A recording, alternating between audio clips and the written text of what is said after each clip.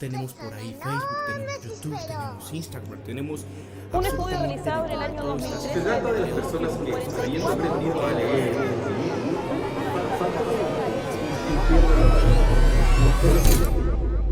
¿Y vos, realmente, te sabes comunicar? Pensamiento alternativo. Un podcast para pensar la realidad desde un nuevo ángulo. Hola, ¿qué tal? Bienvenidos al episodio número 3 de Pensamiento Alternativo. Hoy vamos a estar hablando del analfabetismo funcional, que fue el ganador de una encuesta que yo hice por Twitter. Si todavía no me seguís, te invito, es @pensamientoalt. Allí subo mucha información sobre los podcasts, algunos datos interesantes o curiosos de nuestra vida, nuestro mundo cotidiano. Y bueno, entre otras cosas subo a veces encuestas porque tengo muchas ideas y por ahí quiero grabar alguna y no sé cuál. Bueno, y dejo un poco que decían ustedes según lo que prefieran. La semana pasada presenté 3 temáticas: industrias culturales, generaciones, que eso no se entendió mucho porque yo quería presentar un caso tipo los baby boomers, la generación X, los millennials, los centennials, y cómo nos han ido, como no adoctrinando, pero sí nos han ido bajando línea respecto a qué significa cada generación. Bueno, y la última, que fue la ganadora, fue el analfabetismo funcional. Bueno, antes que nada yo quería introducirlos un poco en qué significa el analfabetismo funcional, porque si bien está en boca de todos y hay muchos videos, muchas explicaciones, hasta tiene un apartado en Wikipedia, no creo que mucha gente conozca realmente qué es el analfabetismo funcional y sin embargo muchas veces lo vivimos día a día con otras personas o a veces nosotros mismos. Entonces quisiera que este podcast vislumbrara a esas personas para que puedan por lo menos darse cuenta de dónde están paradas. La incapacidad principal de un analfabeto funcional es la de que no puede utilizar su capacidad de lectura, escritura o cálculo de forma correcta o eficiente en las situaciones habituales de la vida. Esto es, por ejemplo, voy a comer afuera con 3 amigos más y tengo que dividir la cuenta entre 4 y me cuesta, tengo que sacar una calculadora, o por ahí tengo que comunicar algún pensamiento y no me puedo hacer entender, la gente no me entiende, o a veces tengo que seguir alguna instrucción y no puedo porque no la entiendo. Bueno, este tipo de analfabetismo no está directamente relacionado con la incapacidad de leer, que es el analfabetismo tradicional, las personas que no pueden leer, escribir y no reconocen un símbolo, un significante a través de las palabras. Eso es otro tipo de analfabetismo, que es el que ya todos conocemos y nos lo han enseñado en la escuela. Pero bueno, hoy en día estamos muy poco habituados a leer. Cada día cuesta más y eso no es a causa del avance tecnológico, porque en tiempos lejanos, entre las formas de entretenimiento se encontraba la lectura de libros, revistas, periódicos, y hoy en día eso se transportó a los dispositivos móviles, tanto celulares, computadoras, tablets. ¿Cuántas personas compran un diario en papel? No sé, ¿cuántas prefieren descargar un libro en su ebook?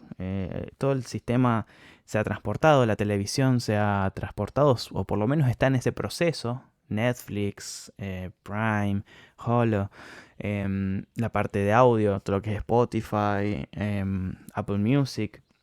La parte de libros también tenemos Google Books, tenemos la parte de iBooks de Apple. Tenemos un montón de plataformas digitales que transportaron estos ecosistemas y los han unificado. Lo único que sí ahora es todo más on demand. Yo voy al contenido cuando yo deseo y no es tan, bueno, cuando me lo imponen como era antiguamente la televisión, la radio, etcétera. Porque ustedes están escuchando este podcast en este momento porque ustedes quieren escuchar este podcast, no porque yo se los estoy invadiendo, yo los estoy imponiendo. Yo los tiro y bueno, cuando lo escuchan, lo escuchan. Es un sistema que está muy, no de moda, pero es como una nueva forma de vivir de la sociedad, más on demand y no tan demandados por los medios. Si bien el analfabetismo funcional es una problemática que se ve preocupante en nuestra sociedad, déjenme decirles que poco se hace para que esto se solucione. Las redes de información masiva, como las redes sociales, fueron adoptando una metodología mucho más enfocada en la imagen y menos en las palabras. Las palabras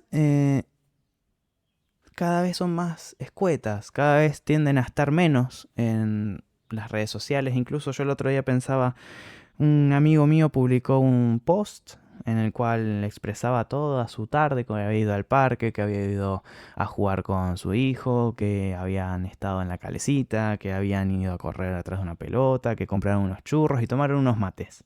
Bueno, toda esa información que yo leí me llevó un montón de tiempo. Quizás toda esa información no fue leída por mucha gente. Quizás era mucho más fácil poner una foto de él con su hijo en el parque tomando un mate y una bolsa de churros.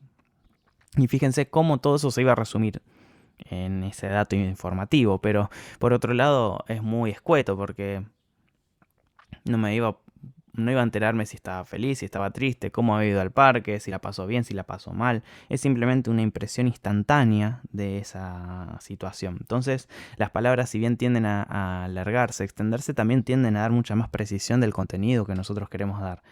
La imagen es lo contrario en lo negativo y también lo contrario en lo positivo. En lo contrario en lo negativo es que nos cercena un montón de información y nosotros vamos a tener que interpretarlo o deja libre interpretación nuestra lo que suceda. Y lo positivo viene un poco enlazado por esa parte. Como nosotros tenemos la libre interpretación de lo que nos está contando en la foto, nosotros nos apropiamos un poco de la imagen y nos sentimos parte porque le estamos volcando una interpretación propia a esa imagen. Y lo positivo también es que nada, es mucho más directo. Nosotros no tenemos que pasar por todo un texto para saber que fue al parque. Vemos la imagen y ya está. Entonces, las nuevas generaciones nacieron y crecieron en un mundo lleno de pantalla y que lo único que reproducen son imágenes, de forma muy veloz y con un gran contenido semántico, como esto que yo les decía de la foto de mi amigo en el parque o un texto gigante de mi amigo en el parque. Es lo mismo semánticamente. Entonces no es casualidad que, por ejemplo, la era del meme llegase de la mano de las pantallas.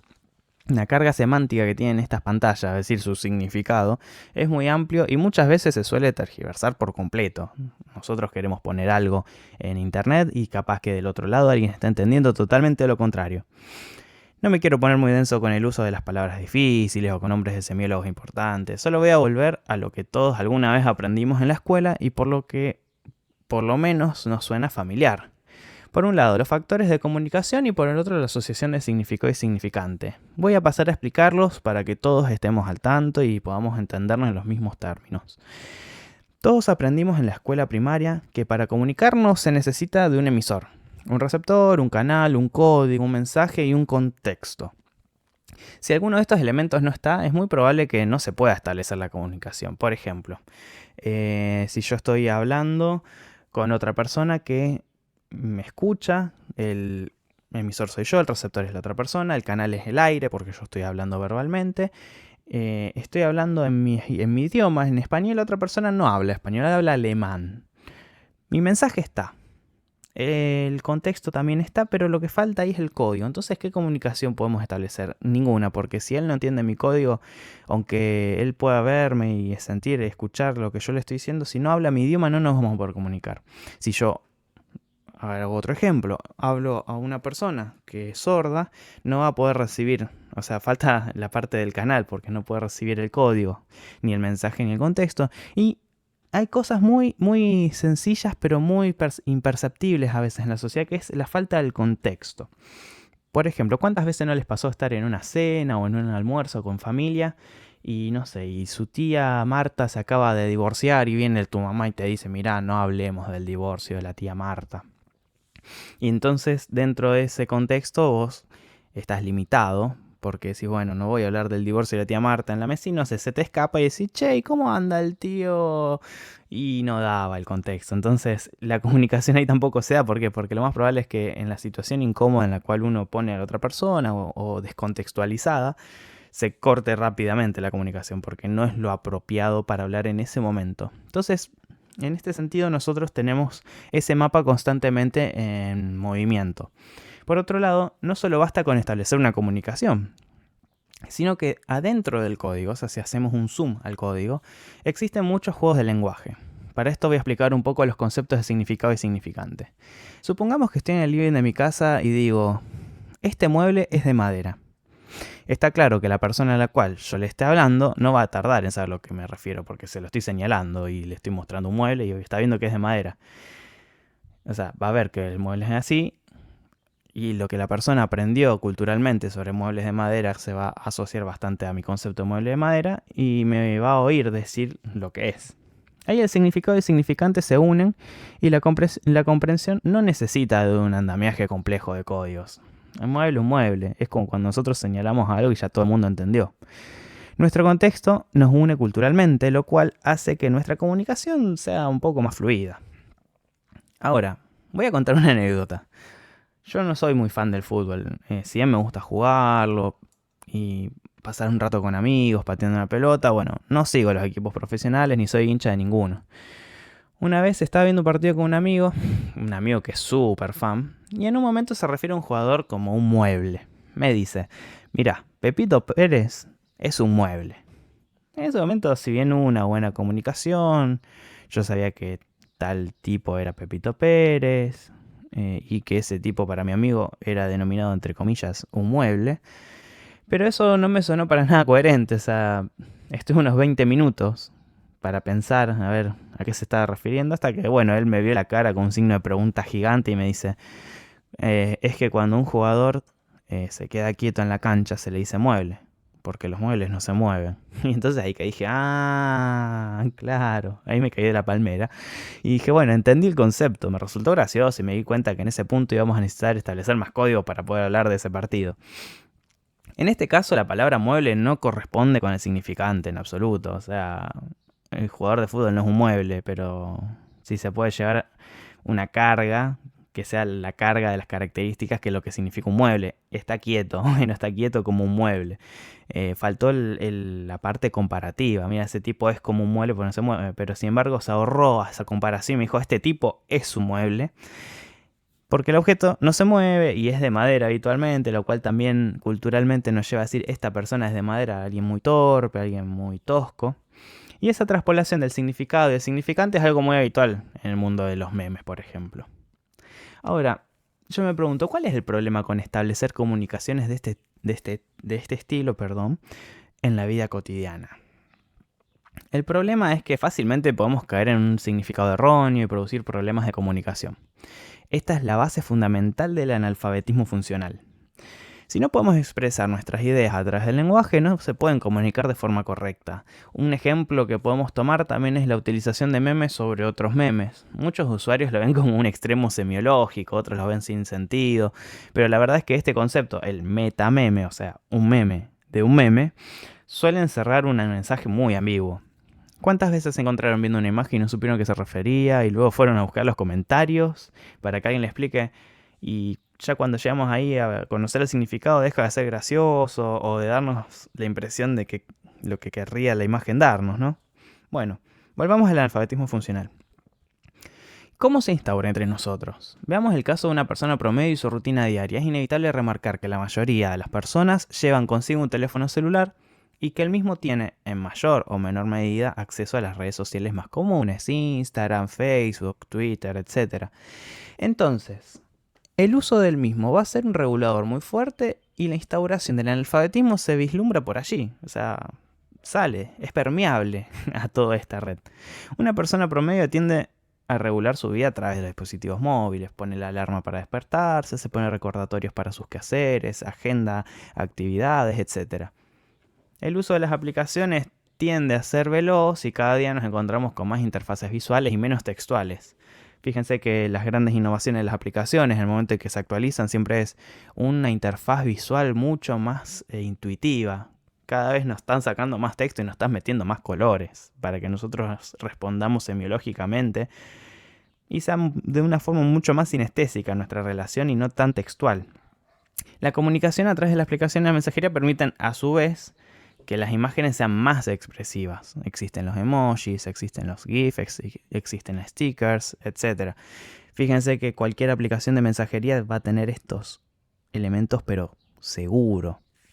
Esto nos resume un montón de palabras y al mismo tiempo nos ayuda a contextualizar nuestros textos, etc. Me parece muy bien porque no es lo mismo si yo le pongo a alguien chau, nos vemos, punto, que si le pongo un chau, nos vemos y una carita feliz. Fíjense la diferencia abismal que existe y gracias a los emojis o a estos tipos de imágenes nosotros pudimos añadir expresividad a nuestros mensajes. No es lo mismo, como yo le dije antes, chau nos vemos y carita feliz. O sea, chau nos vemos está todo bien, chau nos vemos está todo mal. Entonces, está bien, es una ventaja para el contexto y para el mejor entendimiento de los sentimientos a través de algo tan frío que es como un mensaje de texto.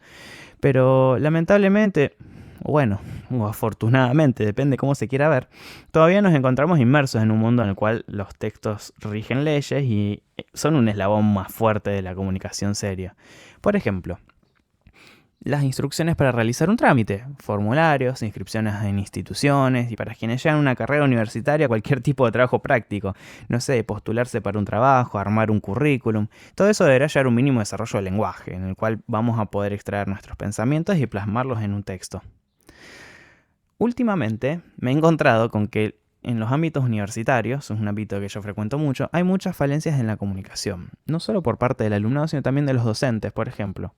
Si a un alumno le pido que en 2 semanas entregue un trabajo práctico en una hoja de tamaño A4, doble faz, con carátula, hojas enumeradas, lo más probable es que el alumno no cumpla con alguno de esos requisitos. No sé, me puede entregar un trabajo que esté en tamaño A4, pero todo simple faz, con carátula, hojas enumeradas, una hoja tamaño carta, doble faz, con carátula, hojas enumeradas, o sin carátula, con las hojas numeradas, con carátula y sin las hojas numeradas, y todo tipo de variabilidad que a usted se le pueda ocurrir.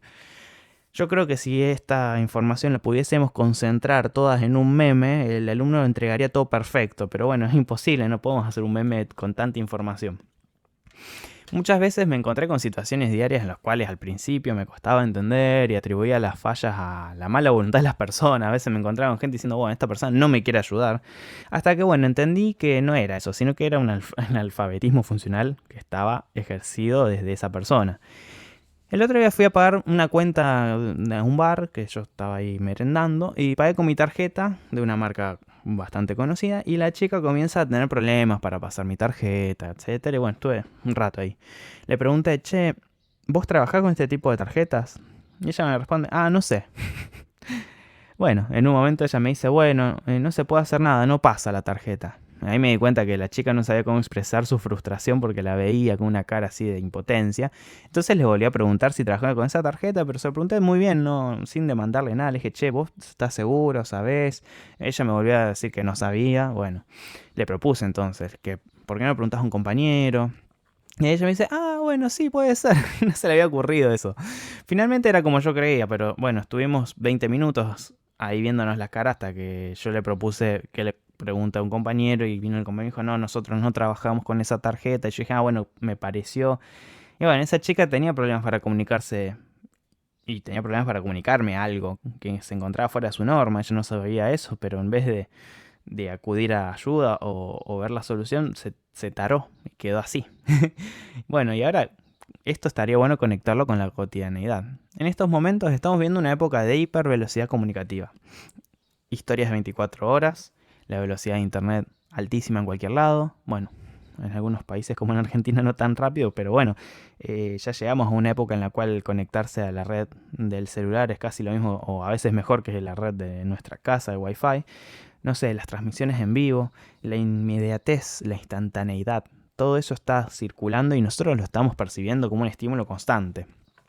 Por eso me gusta el formato de podcast, porque tiene algo del viejo mundo que todavía se sostiene a un ritmo mucho más lento, pero sin embargo mantiene un interés bastante fuerte en la gente y yo apuesto a que pueda llegar a ser algo del futuro. Pensemos un rato en los contenidos digitales. Ustedes están escuchando este podcast que tiene una duración mucho más grande que la mayoría de los videos de YouTube. Bueno, y ni siquiera hablar del contenido de Instagram, que es muy volátil.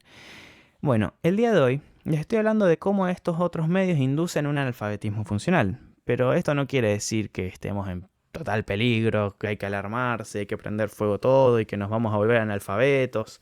No, vamos a tratar de calmarnos un poco. Es una condición que se encuentra ligada a la jerarquía que nosotros le damos a nuestra vida en el uso de los medios masivos. Yo tengo esas aplicaciones en el celular que te dice cuántas horas por día pasaste con el celular y siempre en total, sumando todos los fragmentos, me da cerca de 2 horas. Y el otro día estaba leyendo un informe que decía que lo mínimo, lo habitual en las personas es que ese tiempo de uso por día sea aproximadamente 3 horas. Entonces, bueno, ahí me di cuenta que yo el celular lo uso, no sé, a la mañana para despertarme, lo uso para hablar a veces con alguna persona, no estoy mucho tiempo en las redes sociales y yo creo que eso hace que mi vida sea una herramienta que está ahí, la uso cuando la necesito y no un condicionador constante de mi vida. Es una condición que se encuentra ligada entonces a la jerarquía de nosotros. Muchas veces escuchamos hablar que hay noticias falsas, y que es un tópico recurrente, y eso tiene que ver con esta masividad de información. No es algo nuevo, desde la época de la Segunda Guerra Mundial ya existía un aparato propagandístico diseñado para moldear opiniones. Esto se corresponde directamente con la funcionalidad que tiene la democracia, que fue diseñada por el sector dominante de la burguesía, y la percepción fantasmagórica de si la mayoría lo dice es verdadero. Pero bueno, esto es tema para otro podcast que estoy preparando, así que bueno, más adelante se encontrarán de vuelta con la encuesta a ver qué les gustará, pero es bastante interesante el punto de vista de la democracia en los medios de comunicación. Bueno, ahora se preguntarán, ¿qué pueden hacer para no caer en ese analfabetismo funcional o cómo detectar si ya están en él? Bueno, yo creo que si ustedes ya están en este podcast escuchando esto y llegaron hasta este punto, es muy probable, o estoy casi un 95% seguro de que están lejos de ser analfabetos funcionales. Pero bueno, no se alarmen, existen formas para saber si estamos allí y también existen formas para salir de eso. En primer lugar, presten atención al tipo de interacción que llevan adelante con otras personas. Fíjate si te cuesta comunicar las ideas, si la gente suele no entenderte cuando hablas, si te cuesta entender lo que la gente dice. También es importante que sepas si sos independiente completando formularios, o sea, si no necesitas ayuda de alguien para hacerlo, si no puedes hacer cálculos mentales básicos, o si usas una calculadora para hacer 100 dividido 50, que no está mal, pero todos sabemos que da 2. Bueno, si tu caso es negativo, felicitaciones. Sos una de las personas que no fue afectada por el uso de la tecnología y no sos analfabeto funcional. Ahora, si tu caso dio positivo, no te asustes. Yo te voy a contar cómo dejar de serlo. El primer paso es comunicar las ideas de tu cabeza y exteriorizarlas de algún modo. No cambies toda tu vida de una. Comencemos con algo simple. Supongamos que te levantás a la mañana y querés desayunar. Bueno, transforma ese deseo primitivo de comer en un texto. De alguna forma, cualquiera. Puede ser hasta en una historia de Instagram si querés. Pero escribí. Hoy me levanté y tengo ganas de desayunar. Ya sé, parece una pavada, pero fíjense que cuando uno aprende a escribir en la escuela no te hacen escribir la rayuela completa. Te hacen escribir oraciones cortas y simples. No sé, mi mamá me mima, mi nombre es Carlitos, etc. Bueno, esto es lo mismo. En este enunciado estamos diciendo mucha información, aunque no lo parezca. Hay 2 tiempos. Está el pasado, hoy me levanté, el presente, tengo ganas de desayunar. Hay 2 acciones, levantarse y desayunar. Hay un deseo, tengo ganas, y una connotación espacial, o sea que estás en una casa, en un lugar donde se puede uno levantar y desayunar. Toda esa comunicación es correcta y a nadie le va a quedar dudas de eso, de que vos vas a desayunar ni que te levantaste. Bueno, eso en el día 1. Después el resto del día transcurrí como si nada pasase. Y al día siguiente podemos agrandar este enunciado. Hoy me levanté a las 9 en punto y tengo ganas de desayunar un café con tostadas. Fíjense, ahora le agregamos más cosas. El horario en el que me levanté y lo que deseo desayunar. Mis ideas se van volviendo complejas, pero sigo siendo efectivo con la explicación de lo que quiero comunicar. Al día siguiente pueden agrandar aún más esto. Hoy me levanté a las 9 en punto, con muy buen humor, y ahora tengo ganas de desayunar un café con tostadas y le agregaré una palta que compré el otro día en la verdulería. ¡Wow! ¿Se dieron cuenta cuánta información hay en una sola oración? No hizo falta enredarse en 1000 palabras para contar todo esto. Solo necesitamos organizar bien el discurso. Vamos a analizarlo. Hoy me levanté a las 9 y agregamos un estado anímico, de buen humor, que al mismo tiempo funciona como un condicional porque puse la palabra y ahora, mejor dicho, puse la palabra ahora, pero lo conecté con el y ahora, que nos conecta con una resolución de esa condición. Me levanté de buen humor, entonces, por eso, tengo ganas de desayunar un café con tostadas, que era la información que ya teníamos de antes, y sumé más información sobre mi comida. Agregaré una palta. Una palta o un guacamole, un avocado, y no me acuerdo cómo otra palta. Aguacate, ahí está, no me salía la otra palabra. Bueno, dependiendo en qué país se dice distinto, palta, abocado, aguacate. El guacamole no es una preparación que se hace con palta. Bueno, sigo. Le agregaré una palta y la procedencia es la misma, o sea, la compré otro día en la verdulería. Miren la cantidad de información. Les dije, ¿cuándo compré la palta? ¿En dónde la compré? ¿Qué es lo que le voy a agregar a la tostada? ¿A qué hora me levanté? ¿De qué forma me levanté? Y fíjense que utilicé mucho menos de 30 palabras para decirlo. Esto es comunicación efectiva y es comunicación de alguien que no es analfabeto funcional. Entonces, si nosotros nos acostumbramos, aunque sea una vez al día, levántate y hacelo, no sé, en vez de hacer una historia de Instagram así nomás, agrégale esta parte y vas a ver que va a ser mucho más efectiva y en el día a día vas a empezar a establecer conexiones lógicas sobre cómo vas a utilizar el lenguaje y va a ser mucho más sencillo que simplemente estar a los ponchazos ahí tratando de ver cómo la gente te entiende o cómo vos querés expresar una idea. Después esto lo vas a poder hacer con otras cosas. Por ejemplo, vos querés decirle a alguien cómo te sentís, querés explicarle a alguien que estás enojado pero no querés generar una disputa, querés ubicar a alguien que se desubicó con vos y tampoco querés generar un malentendido. Y fíjense cómo esto al mismo tiempo va generando un aspecto mucho más armonioso de la comunicación entre nosotros, porque nosotros terminamos siendo personajes o agentes de una sociedad donde, bueno, la comunicación nos puede ayudar o tanto para entorpecer las cosas o como para hacerlas mucho más fluidas. Bueno, este ejercicio cada vez que lo hagan tienen que escribirlo. No lo dejen en algo mental, porque nosotros cuando vemos nuestros pensamientos nos entendemos porque somos nosotros mismos, pero cuando queremos exteriorizarlos se complica. A mí me pasa muchísimo eso, que a veces estoy escribiendo un texto de algo que tengo en la cabeza, así mismo estos mismos podcasts, yo tengo una súper idea en la cabeza y después cuando estoy enfrente del lápiz y el papel y estoy como, y bueno, ¿y sobre qué voy a hablar? ¿Cómo me voy a organizar? Estoy con muchas dudas. Bueno, eso traten de ir haciéndolo como un ejercicio. En cualquier lado, escríbanlo en un mail a alguna persona, en una libreta, en un pizarrón, en una historia de Instagram, lo que sea, pero escríbanlo, no lo dejen guardado.